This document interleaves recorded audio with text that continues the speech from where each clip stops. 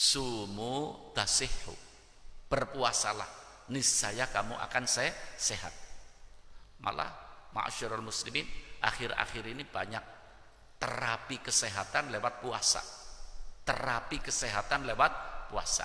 Dan sudah banyak penelitian-penelitian yang mengatakan bahwa ibadah puasa adalah membuat kita sehat. Asal kita jaga pola makan. Jangan nanti buka puasa terus full tank, ya, full perut. Itu menjadikan, karena pola makannya menjadikan nimbulkan berbagai penyakit. Ma'asyiral muslimin rahimakumullah, dari begitu luar biasanya bulan puasa, dari begitu dibuka pintu gudang-gudang kebaikan Allah di bulan Ramadan, sampai ada satu riwayat bahwa satu saat di akhir bulan Sya'ban, beberapa hari akan memasuki bulan Ramadan, itu Rasulullah SAW menyampaikan khutbah menerangkan tentang bulan Ramadan yang sangat amat luar biasa. Iya, sampai tidurnya dihitung ibadah, apalagi ibadahnya. Tidurnya dihitung ibadah. Naumus shaim ibadah. Sampai bau mulutnya orang yang melaksanakan ibadah puasa itu nanti di akhirat akan menjadi saksi, lebih harum daripada minyak misik. Allah. Setelah menyampaikan khutbah begitu panjang lebar tentang keistimewaan bulan Ramadan, mengakhiri khutbahnya Rasulullah mengatakan, faman hurima khairuha faqad hurim. Allah. Kata Rasulullah, orang yang terhalang untuk melakukan kebaikan-kebaikan di bulan yang murah, bulan Ramadan yang penuh rahmat, orang kok tidak mau melakukan kebaikan, faqad hurim, maka orang ini orang yang akan terus terhalang dari kebaikan. Na'udzubillah. Ya, kita jangan jadi penonton, kita harus jadi pemain. Jangan orang puasa, sudah yang puasa-puasa kita nonton saja yang puasa. Sudah yang taraweh kita nonton saja yang taraweh. Nanti ketika orang-orang yang melakukan ibadah puasa dipanggil oleh Allah untuk masuk surga, ya, orang ini mau masuk surga, malaikat mengatakan kamu nonton saja seperti di dunia, ya, cukup nonton saja. Na'udzubillah min dzalik. Ma'asyiral muslimin rahimakumullah, ini sekilas, ini sepintas, ini setitik kecil dari keistimewaan bulan Ramadan. Terus bagaimana keistimewaan ini yang luar biasa, bagaimana kita menyambutnya supaya kita termasuk orang yang bisa memasuki gudang-gudang kemurahan Ramadan yang dicurahkan oleh Allah. Bagaimana caranya? Para ulama bersepakat supaya kita ini bisa, ya, termasuk orang yang memakmurkan bulan Ramadan, kita harus memunculkan salatu isti'dada, 3 persiapan. Kita harus mempersiapkan 3 persiapan. Ya. Orang kalau mewujudkan 3 persiapan ini, minas shaimin, termasuk orang-orang yang puasanya diterima oleh Allah dan akan mendapatkan gudang kemurahan dari Allah, pelipat gandaan dari Allah Subhanahu wa taala. Ma'asyiral muslimin, ini hal yang sangat penting, ya. Dan kita mohon kepada Allah kita bisa mewujudkan. Apa itu 3 persiapan? Yang pertama, isti'dadul ilmiyah, al-isti'dad al-ilmiyah, persiapan ilmu. Bulan Ramadan begitu hebat, bulan Ramadan begitu murah, bulan Ramadan bulan suci, bulan Ramadan diterangkan oleh Rasulullah luar biasa. Tapi melaksanakan ibadah puasanya tidak didasari ilmu. Ini pernah diancam oleh Rasulullah dalam hadis sahih. Rasulullah mengatakan, kam min shaimin laisa lahu min siyamihi illal ju' wal atash. Berapa banyak orang yang melakukan ibadah puasa tidak mendapatkan apa-apa, ya, tidak dapat rahmat, tidak dapat maghfirah, tidak dapat barokah, tidak dapat pelipat gandaan pahala, tidak dapat kemurahan gudangan bulan Ramadan. Dapatnya apa kata Rasulullah?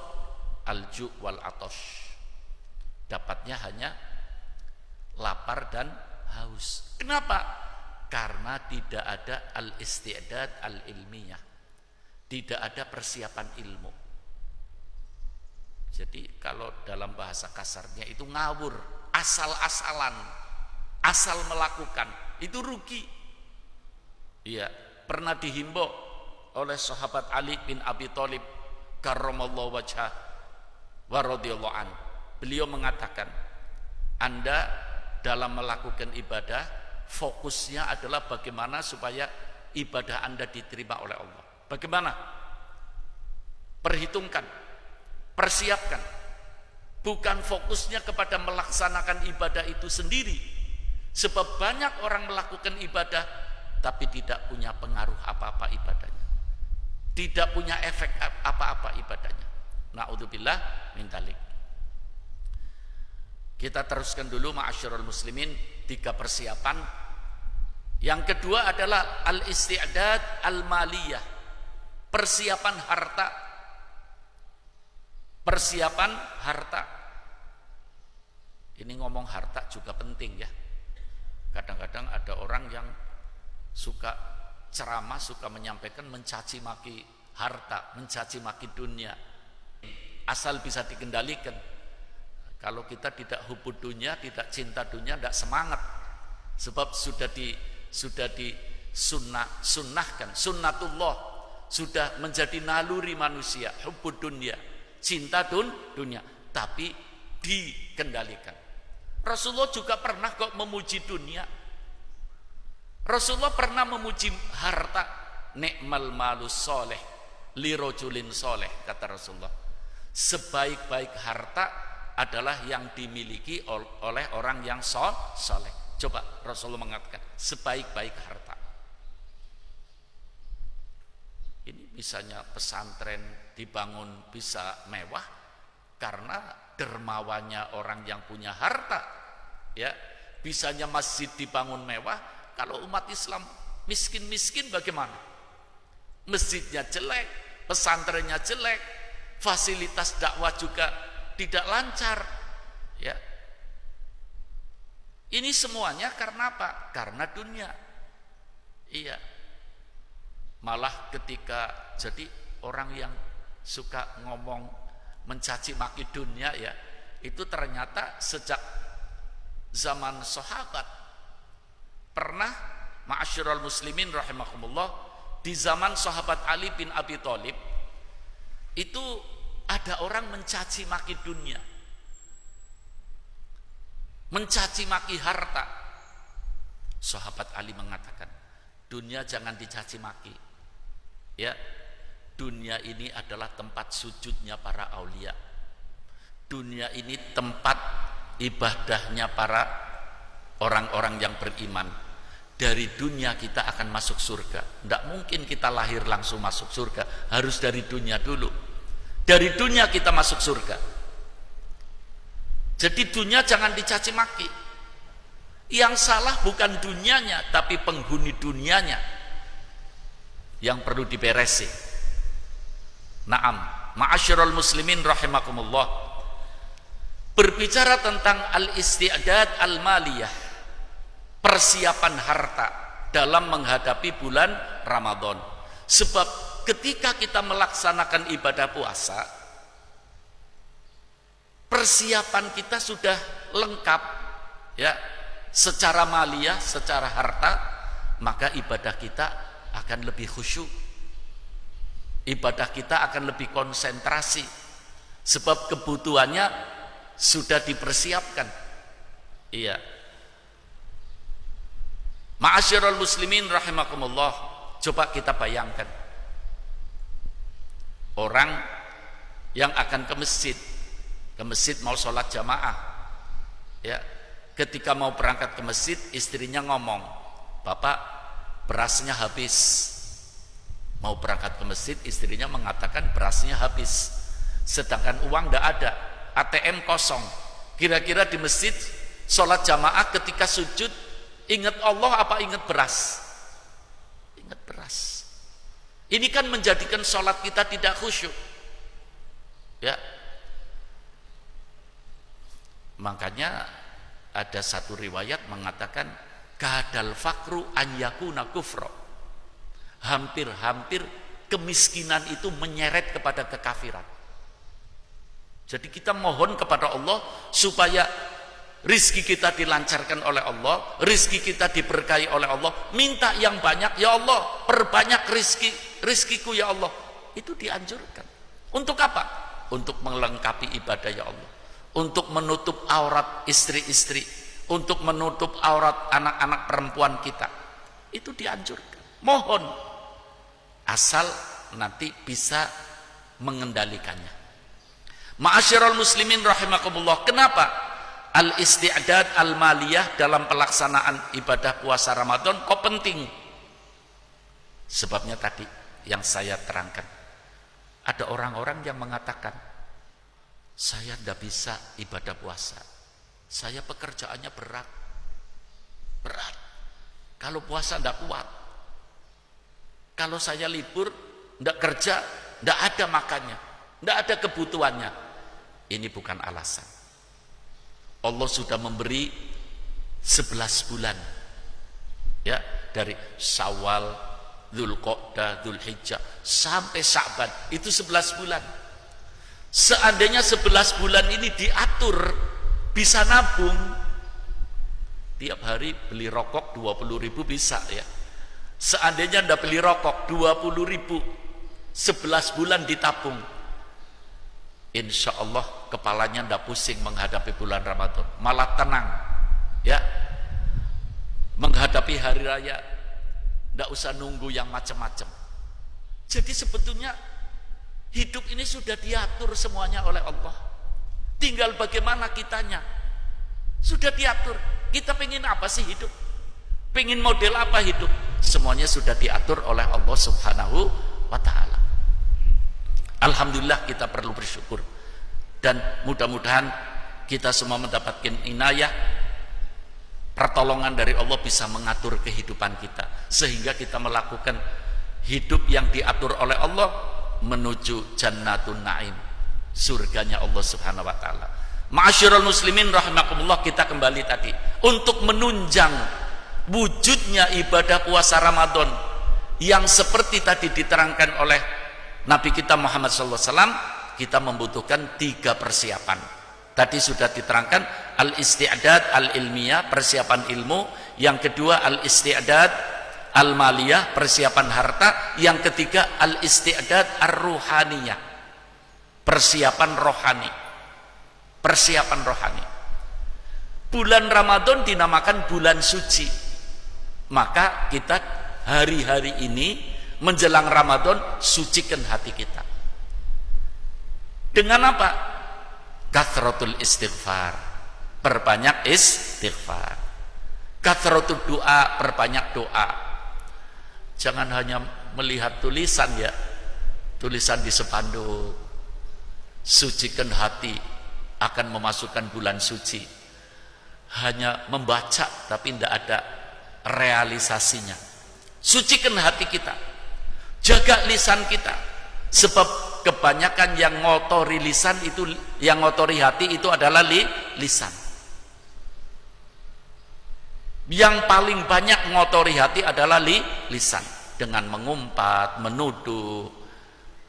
Makanya saya mengharap, ya, para jamaah jangan ikut-ikut menyebarkan berita-berita palsu, jangan ikut-ikut memberi komentar-komentar, ya, lewat Facebook, lewat apa saja, tidak usah ikut-ikutan. Kalau bisa dikurangi bacanya, baca informasi dikurangi. Tambah banyak informasi, tambah pusing kita. Ya, mau cari informasi apa sih? Umat Islam sudah diberi buku gudang informasi. Informasi yang sudah lewat dan informasi yang akan datang. Apa itu buku gudang informasi? Al-Quranul Karim. Mau cari informasi apa? Semuanya ada di dalam Al-Quran. Iya. Corona dan penyelesaiannya ada di dalam Al-Quran. Hanya kita kurang mempelajari. Ilmu apa yang tidak ada di dalam Al-Quran? Al-Quran itu 6.666 ayat. Yang bicara masalah hukum hanya 500 ayat. Berarti 6.166 ayat itu apa? Itu adalah informasi dari Allah.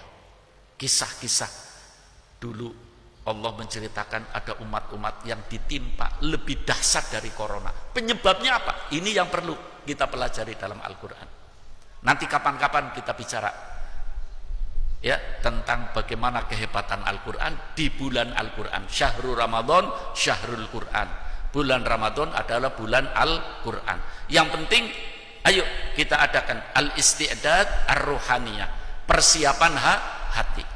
Persiapan hati dalam menyambut datangnya bulan Ramadan. Akan indah para hadirin. Indah ma'asyiral muslimin. Kalau orang masuk bulan Ramadan, bulan suci, jiwanya sudah suci.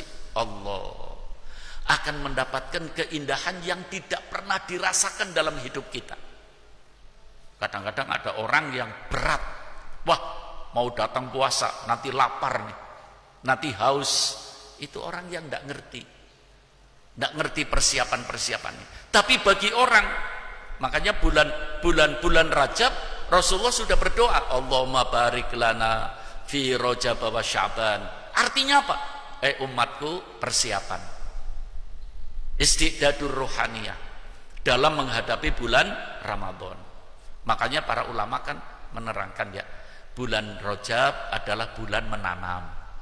Bulan Sya'ban, bulan kita nyirami. Terus kalau sudah ditanam, sudah disiram, tinggal apanya? Bulan Ramadan kita akan memetik, panen kita, panen raya pada bulan Ramadan. Makanya begitu indah. Al-Imam Muslim dalam hadis yang sahih pernah menceritakan kisahnya Abu Thalhah, ya, lapar tapi sujud, lapar tapi senang ketika menjamu tamunya dan makanannya diberikan kepada tamunya. Malam itu Abu Thalhah, kemudian istrinya, anak-anaknya tidak bisa pada tidur karena kelaparan, tapi sujud. Lapar tidak emosi, lapar tidak marah, tapi justru lapar sujud. Alhamdulillah, walaupun lapar malam ini, tapi kita akan mendapat janjinya Rasulullah, yaitu dimasukkan ke dalam surga. Itu indahnya orang lapar, ya, lapar tapi membawa keindahan apabila ada persiapan iman, persiapan rohani, istiqdadul rohaniyah. Ma'asyiral muslimin rahimakumullah. Yang terakhir, walaupun singkat, saya ingin mengajak ma'asyiral muslimin untuk istiqdadiyah. Kitab-kitab fikih itu disebutkan furudus saum, fardunya orang yang melaksanakan ibadah puasa. Ithnani, ada dua. Pertama, an-niyatu, niat. Iya, betul. Mahalluha fil qalbi. Niat itu tempatnya di hati, tapi diucapkan akan menunjang, akan lebih afdol, akan lebih mantap. Pertama niat. Iya. Niat dalam melaksanakan ibadah puasa waktunya begitu panjang. Mulai kapan? Mulai masuknya waktu maghrib. Ya, mulai masuknya waktu maghrib kita niat boleh. Atau mungkin nanti ya kita niatnya setelah sholat taraweh, biasanya imamnya menuntun kita niat. Ini repotnya ada orang-orang yang usil ya, niat bareng-bareng waktu sholat tarawih itu bid'ah. Ahli bid'ah luar biasa ya. Masya Allah. Ini kan namanya i'anah, menolong. Allah perintah kita saling tolong menolong, saling ingat mengingatkan. Ini perintah. Lupa. Ini orang-orang yang pandai ngomong tapi kurang koreksi. Ya. Ini maksudnya krisis pemahaman apa gimana ya? Krisis pemahaman tapi suka ngomong, jadi umat jadi bingung ini. Iya. Kita mengingatkan itu perintah Allah. Tolong menolong itu perintah Allah. Tadi waktu maghrib lupa, tidak niat. Waktu tarawih tidak diingatkan sampai selesai. Masuk waktu subuh belum niat, kan kasihan. Jangan dipandang dari tidak dilakukan oleh Rasulullah. Nanti dulu ya akhi. Tidak dilakukan oleh Rasulullah, kita sekarang lakukan, itu nilainya apa? Nilai kemaksiatan, nilai keburukan, nilai penjauhan kepada Allah, kan justru malah tolong menolong. Masya Allah, kasihan umat ini. Mudah-mudahan orang yang ya krisis pemahaman diberi hidayah oleh Allah. Jangan membingungkan umat. Jadi niat itu, niat puasa memanjang waktunya. Dari mulai masuknya adzan maghrib sampai sebelum masuknya adzan subuh. Sebelum masuknya adzan subuh. Jadi kalau imam tarawih habis doa tarawih kemudian mengajak nawaitu sauma godin, itu satu hal terpuji. Itu secara tidak langsung melakukan perintah Allah dan Rasulnya untuk saling ingat mengingatkan. Ma'asyiral muslimin rahimakumullah, kalau ada orang ngomong-ngomong bid'ah, tidak usah ditanggapi. Anggap aja itu angin lalu, angin berlalu. Ya, kita konsultasi dengan orang yang punya ilmu. Islam ini luas dan luas.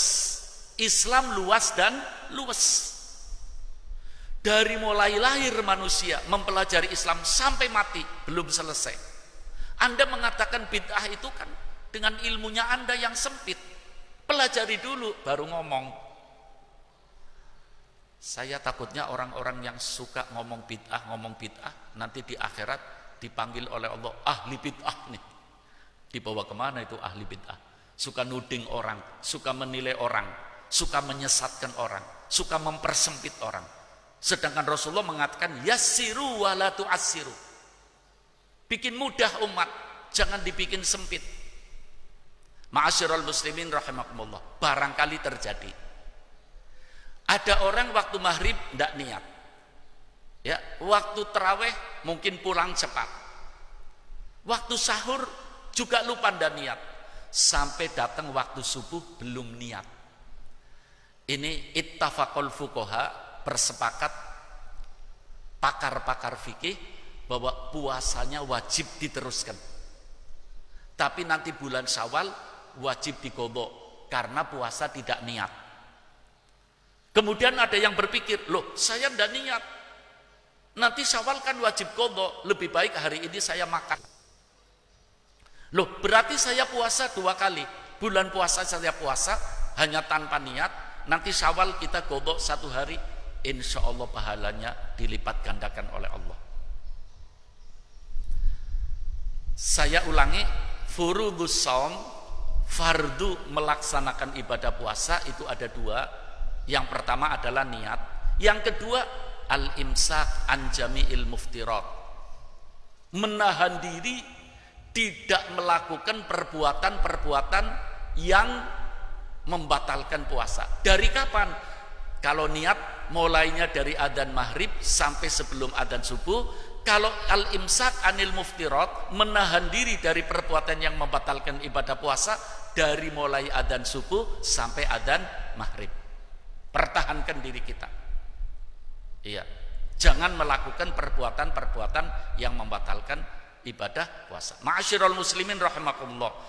Kalau furudus shaum tadi ada 2, ya. Yang kedua adalah menahan diri dari perbuatan yang membatalkan puasa. Kemudian yang membatalkan puasa itu apa saja? Al-fuqaha mengatakan mubtilatus shaum arba'atun. Perbuatan-perbuatan yang membatalkan ibadah puasa ada 4. Perbuatan-perbuatan yang membatalkan ibadah puasa ada 4. Ini supaya selalu diingat-ingat ya. Mungkin yang melihat, yang mendengar, sampaikan ya. Falyuballighis sami' minkum asyahid ya, al-ghaib, kata Rasulullah. Dengarkan, dan yang mendengarkan sampaikan kepada yang ghaib, yang tidak mendengarkan, supaya ibadahnya diterima oleh Allah Subhanahu wa ta'ala.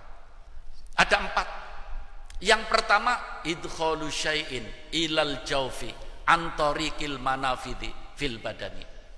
Memasukkan sesuatu yang ada bentuknya siang hari puasa ke dalam badan kita lewat lobang-lobang yang ada di badan kita.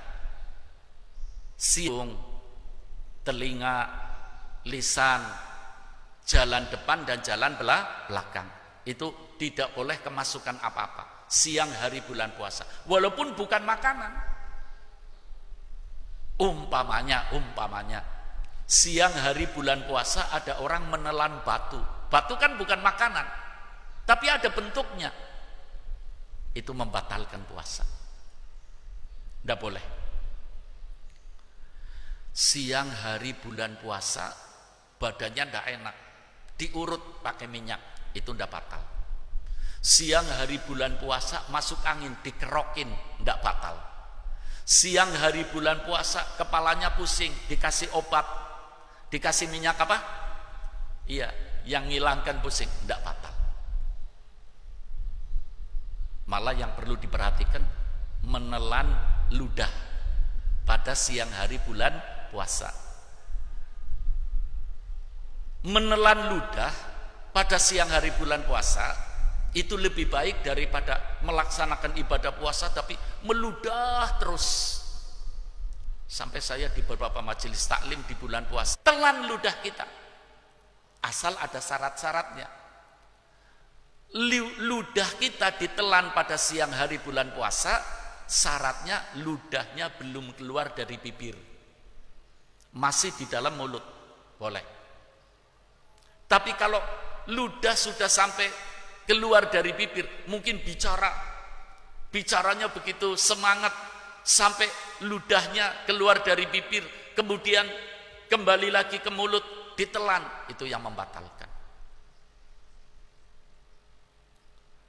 Pokoknya apa saja, bapak-bapak harus maklum kalau ibu masaknya mungkin terlalu asin ya, terlalu kurang pas, ya memang lagi puasa.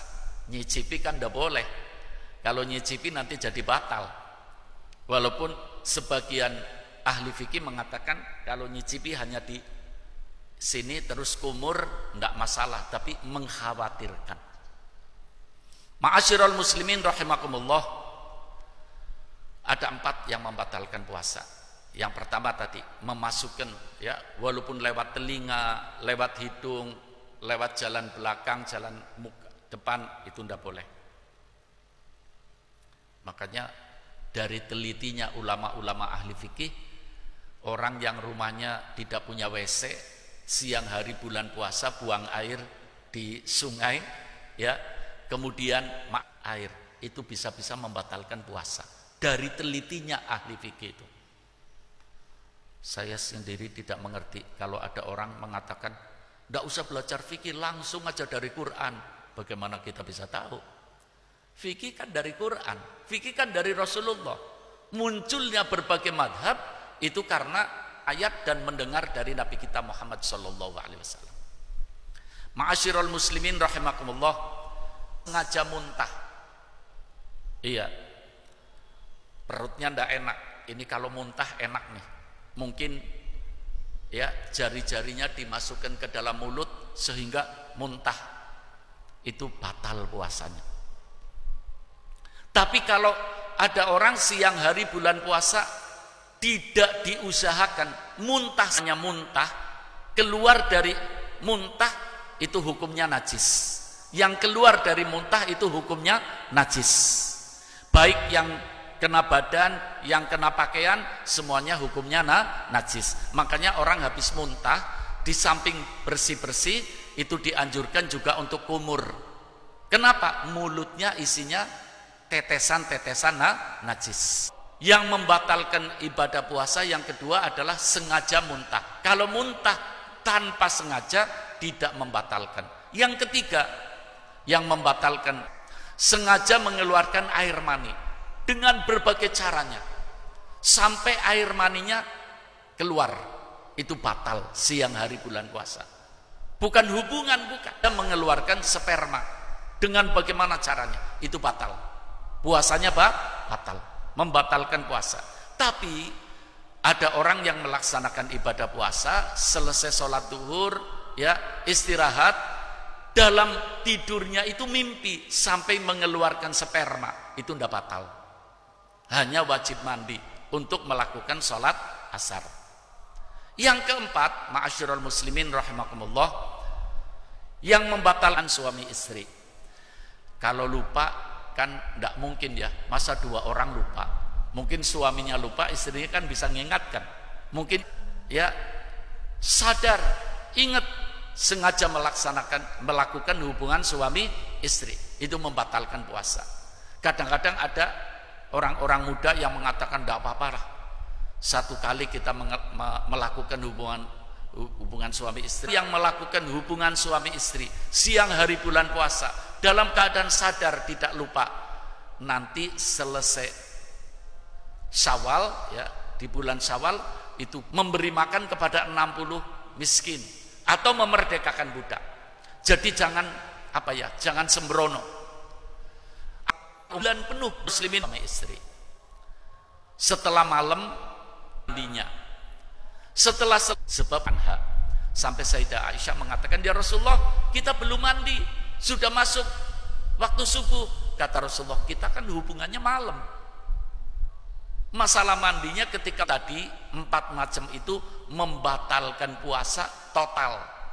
Puasanya batal, pahalanya batal. Di dalam satu keterangan Rasulullah pernah mengatakan, ya, khamsun minal muftirat. Ini dikutip oleh Al-Imam As-Suyuti dalam Al-Jami'us Shaghir. Ada 5 perbuatan yang membatalkan pahalanya puasa. Puasanya sah, tapi pahalanya batal. Jadi kayak tengkorak, ya, ada wujudnya tapi tidak ada rohnya. Termasuk apa? Al-ghibah, pahalanya. Bohong, ya, bulan puasa bohong, terutama para pedagang nih, ya. Kadang-kadang ada orang mau beli, katanya sudah ditawar sekian, padahal belum ada yang nawar.